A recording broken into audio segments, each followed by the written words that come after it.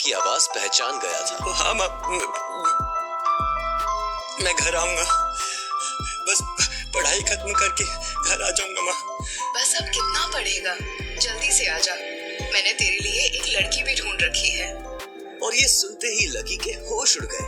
वो डिम्पल के सदमे से बाहर भी नहीं निकला था और इधर उसकी माँ ने उसके लिए एक लड़की भी ढूंढ ली। माँ मैं अभी क्लास में हूँ, मैं आपको थोड़ी देर में कॉल करता हूँ।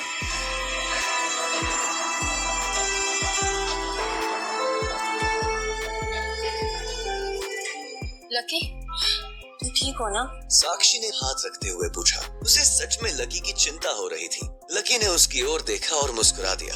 देखो, अब इसमें पछताने जैसी कोई बात नहीं है। डिम्पल का असली चेहरा हम दोनों के ही सामने आ गया है। थोड़ी और देर से आता ना तो दर्द ज्यादा होता। इसलिए मैं तो बोल रही हूँ कि जो भी हुआ है ना, बहुत अच्छा हुआ है। और हाँ, तुम्हें ऐसी लड़की के लिए दुखी होने की या परेशान होने की कोई जरूरत नहीं है lucky. I'm there with you। अरे हाँ यार, तू ना बिल्कुल टेंशन मत ले।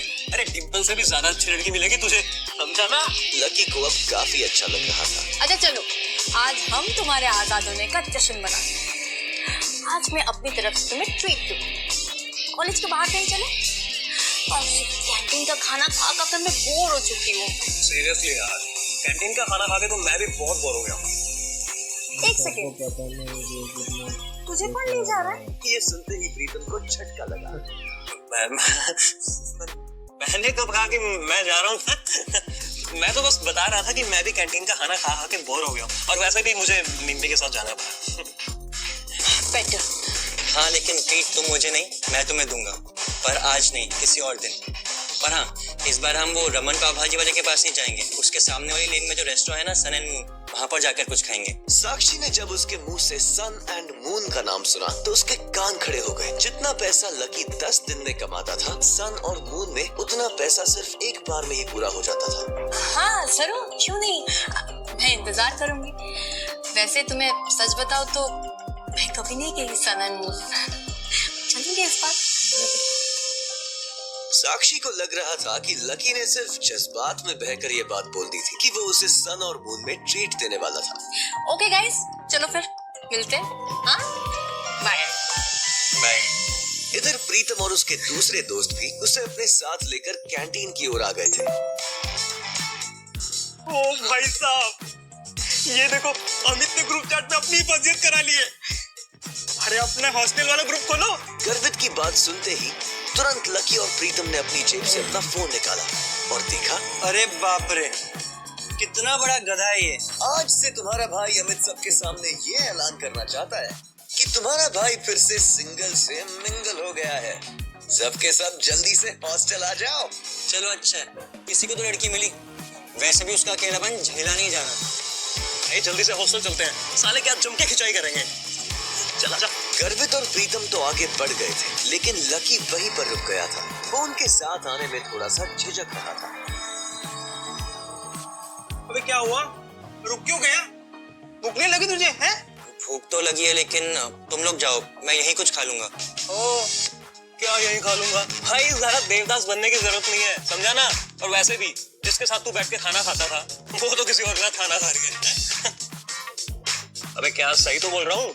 मैं भी कह रहा हूँ भाई, हमारे साथ चलना, तीनों भाई मिलके खाना खाएंगे। और भूल मत, अमित ने पूरे ग्रुप को इनवाइट किया है और ग्रुप में तू भी आता है। हाँ, पर लकी के पास इसके आगे कुछ कहने के लिए बचा ही नहीं था। उसका मन तो उन दोनों के साथ जाने के लिए बहुत कर रहा था, पर वो फिर से हॉस्टल नहीं जाना चाहता था। भाई, मुझे मालूम है कि तू क्या सोच रहा है, लेकिन तुझे नहीं मालूम कि हम दोनों क्या सोच रहे हैं। क्या सोच रहे हो? हम ये सोच रहे हैं कि हम दोनों मिलकर तेरा कमरा खाली करने वाले हैं। क्यों? अरे क्योंकि तू हमारे साथ फिर से रहने के लिए आ रहा है साले। लकी ये बात सुनकर खुश हो गया था। थैंक यू गाइस, तुम दोनों हो तो मैं। इसके आगे लकी कुछ कह नहीं पा रहा था, लेकिन उसकी आंखों में उसके दोस्तों के लिए प्यार साफ नजर आ रहा था। अरे बस, अब ज्यादा सेंटी मत हो, चल जल्दी। थोड़ी देर के बाद जब वो तीनों हॉस्टल पहुंचे तो उन्होंने देखा कि एक लड़का और एक लड़की साथ पलंग पर हाथ पकड़े बैठे हुए थे। अमित ने चौंकते हुए लड़की का हाथ छोड़ा और तीनों की ओर देखते हुए कहा, तुम लोग वापस आ गए? बेबी, ये मेरे दोस्तों, ये मेरे बेबी, मतलब मेरी गर्लफ्रेंड रोशनी गिटार सीख रही है। Hi baby. इसका मतलब भाभी। हाय। रोशनी, ये मेरे रूममेट्स हैं, गर्वित, लकी और प्रीतम। लकी अभी हमारे साथ नहीं रहता, लेकिन अभी भी ये हमारे दिलों में जिंदा है ना लकी? हाँ, लेकिन अब भाई साहब हमारे साथ रहने के लिए वापस आने वाले हैं, इसलिए तूने इसके बिस्तर पे जो प्रोटीन के डिब्बे सजाए ना, उसे कृपया हटाइए। क्या हुआ लकी? लैंडलॉर्ड से लड़ाई हुई क्या? नहीं, वो एक्चुअली, अरे भाई लाइफ है यार, कभी धूप कभी छांव, चलता रहता लाइफ में, है ना? तू ना अपना ये पलंग खाली कर, जरा सवाल मत कर, तू समझ गया ना? चलो तो फिर चलते हैं रॉबिन्स कैफे खाना खाने के लिए। रोशनी की रूममेट्स भी आने वाली है, तुम्हें किसी और को बुलाना है तो बुला लो। लकी एक काम कर, तो डिंपल को भी बुला ले। अमित ने जैसे ही ये कहा, गर्वित और प्रीतम उसे गुस्से से देखने लगे। इधर लकी और डिंपल के बारे में सिर्फ उन तीनों को ही नहीं, बल्कि पूरे हॉस्टल को पता था। अमित, मैं और डिंपल अब साथ में नहीं है यार। क्या मतलब? डिंपल और तो साथ नहीं है अभी? ये कवर कैसे हो गया? अब हो गया सो हो गया ना यार, कब हुआ, क्या हुआ, कैसे हुआ, मुझे आज जानना है तुझे। ओह माय गॉड, अमित हमें निकलना पड़ेगा। मेरी रूममेट्स का मैसेज आ गया है, वो लोग ऑलरेडी वहां पर पहुंच चुके हैं and they are really hungry. अगर मैंने थोड़ा भी उनको वेट करवाया ना, they will grill me for sure. ठीक है गर्वित जी, प्रीतम जी और लकी जी, तीनों जाओ और अपने कपड़े बदलो। और सुन प्रीतम, तू कुछ अच्छा देना लकी को। अब प्लीज गाइस, थोड़ा सा जल्दी ना, हम लोग बाहर इंतजार कर रहे हैं, ठीक है? अमित ने कहा और रोशनी का हाथ थामकर वो बाहर आ गया। वहां रोशनी अपने हाथ बंधे और मुंह फुलाए उसी की ओर देखे जा रही थी। क्या हुआ बेबी, कुछ हुआ है क्या? नहीं, कुछ नहीं। मेरी कोई बात बुरी लगी आपको? अमित, तुम्हें ऐसा नहीं लगता कि ये जो तुम्हारे रूममेट्स हैं, ये काफी एवरेज टाइप के हैं? मेरा कहने का मतलब है कि गर्वित की शक्ल अच्छी नहीं है और प्रीतम, उसकी तो पर्सनालिटी में कोई अपील ही नहीं है। बेबी, गर्वित थोड़ा तो छोटा है। नो। और वो लकी, चलो ठीक है, एक बार को वो थोड़ा अच्छा दिखता है, लेकिन वो जिस तरीके से रहता है, जिस तरीके के कपड़े पहनता है, ओ माय गॉड, उसको देख के पूरा पता चलता है कि उसकी जेब कितनी टाइट है। तो बताओ, मैं ऐसे लोगों को अपने फ्रेंड से कैसे मिलवाऊं? बेबी, हम सिर्फ खाना खाने तो जा रहे हैं, हम कौन से ब्लाइंड डेट सेट कर रहे हैं तुम्हारे रूममेट्स के साथ में? तुम इतना क्यों परेशान हो रही हो? तुम्हें पता है, मेरे फ्रेंड्स मेरे मुंह पर नहीं बोलेंगे कि वो क्या सोच रहे हैं, पर वो सिर्फ और सिर्फ तुम्हारे रूममेट से मिलने आ रही है। क्या पता किसी को कोई पसंद आ जाए।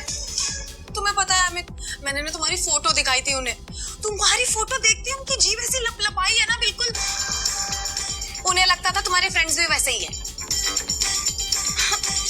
यार, इसी वजह से वो लोग मुझे फोर्स कर रहे थे कि अपने फ्रेंड्स को भी लेकर के आओ तुम।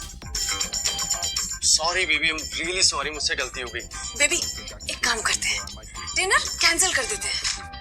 मैं बोल दूंगी उनको कि तुम्हारी स्पोर्ट्स की ट्रेनिंग शुरू हो गई है। नहीं बेबी, प्लीज ऐसा मत करो, please I am really sorry, please baby, I am really sorry, please.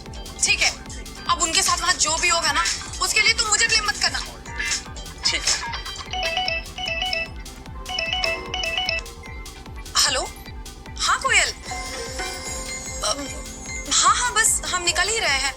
अरे इतनी भी क्या जल्दी है, जब आऊंगी तो देख लेना। क्या तुम्हारे सर पर चोट? हम बस निकल ही रहे, हम निकल रहे। इतने में प्रीतम, गर्वित और लकी कमरे से बाहर आ गए।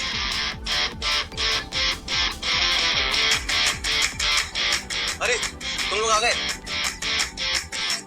चले? आजो। इधर तीन सुंदर सी बन ठन के आई हुई लड़कियां एक टेबल पर पहले से ही बैठी हुई थी।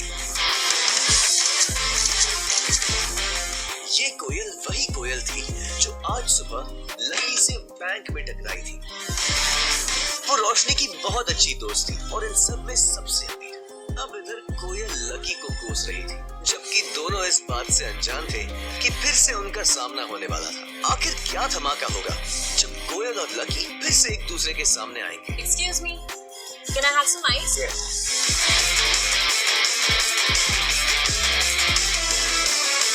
Thank you.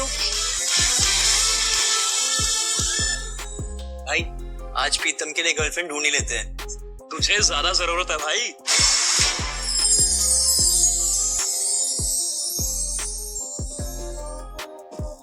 क्या वो लकी की इंसल्ट करेगी, वो भी उसके दोस्तों के सामने, या फिर लकी उसे इस बार भी जवाब देगा? आप